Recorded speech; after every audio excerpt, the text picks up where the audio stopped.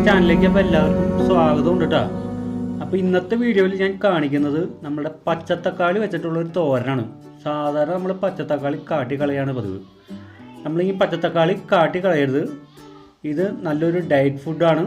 അതോടൊപ്പം തന്നെ ക്യാൻസറിനെയൊക്കെ ഇത് തടയാനായിട്ടുള്ള ഒരു കഴിവുണ്ടെന്ന് പറയുന്നു. അതോടൊപ്പം തന്നെ ധാരാളം വിറ്റാമിൻ സി, പൊട്ടാസ്യം തുടങ്ങിയ ഗുണങ്ങളൊക്കെ ഉള്ളൊരു വെജിറ്റബിളാണ് നമ്മളുടെ തക്കാളി.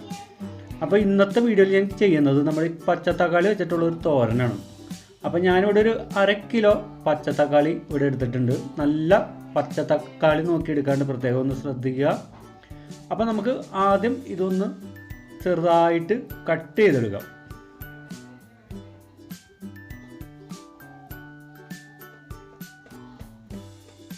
നമ്മൾ സാധാരണ ക്യാബേജൊക്കെ കട്ട് ചെയ്യണമാതിരി ഇത് വളരെ കനം കുറച്ച് നമ്മൾക്ക് കട്ട് ചെയ്തൊന്ന് മാറ്റി വയ്ക്കാം.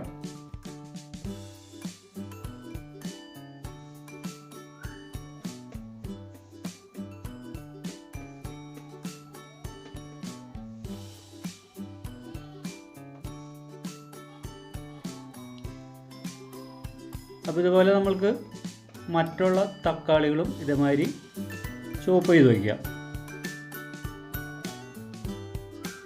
അപ്പോൾ നമ്മുടെ തക്കാളി ചോപ്പ് ചെയ്തത് മാറ്റി വയ്ക്കുന്നുണ്ട്. പിന്നെ നമുക്ക് വേണ്ടത് ഒരു അത്യാവശ്യം വലിയ സവാള ചോപ്പ് ചെയ്തിട്ടുണ്ട്. പിന്നെ ആവശ്യത്തിന് ഉപ്പ്, കടുക്, കറിവേപ്പില, ഒരു 2-3 പച്ചമുളക് ചോപ്പ് ചെയ്ത് വെച്ചിട്ടുണ്ട്. പിന്നെ മഞ്ഞൾപ്പൊടി, ആവശ്യത്തിന് വെളിച്ചെണ്ണ.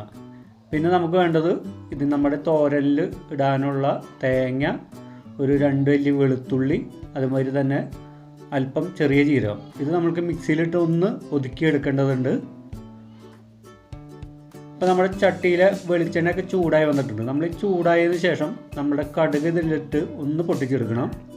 അതിനുശേഷം നമുക്ക് ചോപ്പ് ചെയ്ത് വെച്ചിരിക്കുന്ന നമ്മളുടെ സവാള, അതേപോലെ തന്നെ പച്ചമുളക്, കറിവേപ്പില എന്നിവ ഇട്ട് കൊടുക്കാം.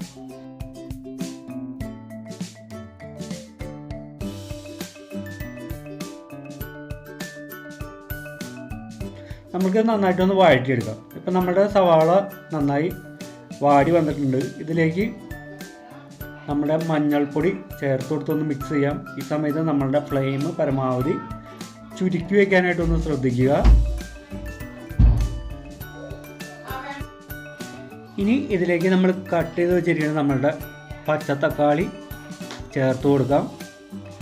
ഇത് നമുക്ക് നന്നായി ഒന്ന് മിക്സ് ചെയ്യാം. ആദ്യത്തെ ഒരു 2-3 മിനിറ്റ് ഫുൾ ഫ്ലെയിമിലും അതിനുശേഷം പകുതി ഫ്ലെയിമിലും നമ്മൾക്കിത് കുക്ക് ചെയ്തെടുക്കണം. നമ്മൾക്ക് ആവശ്യത്തിനുള്ള ഉപ്പ് ഈ സമയത്ത് ചേർത്ത് കൊടുത്ത് നന്നായി ഒന്ന് മിക്സ് ചെയ്ത് ആവി പോവാതെ ഒരു മൂടി വെച്ചത് അടച്ചു വയ്ക്കാം.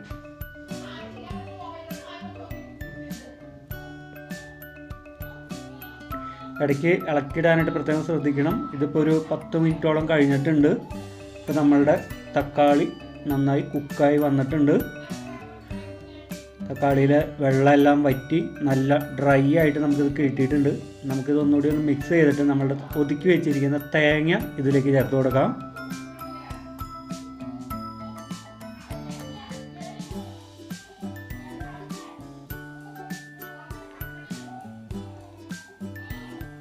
ഇത് നമ്മൾക്ക് നന്നായി ഒന്ന് മിക്സ് ചെയ്തെടുക്കാം.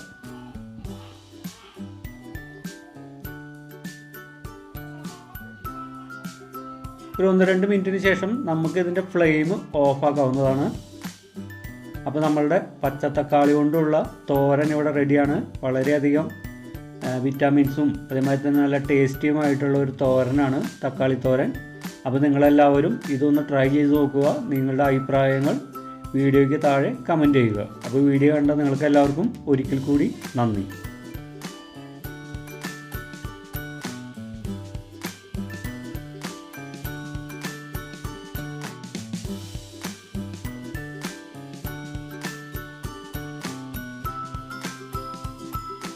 നിങ്ങൾ ഇതുവരെയും എൻ്റെ ചാനൽ സബ്സ്ക്രൈബ് ചെയ്തില്ലെങ്കിൽ സബ്സ്ക്രൈബ് ചെയ്യുക. അതോടൊപ്പം ബെല്ലൈക്കൺ എനേബിൾ ആക്കി ഓൾ സെലക്ട് ചെയ്യുക.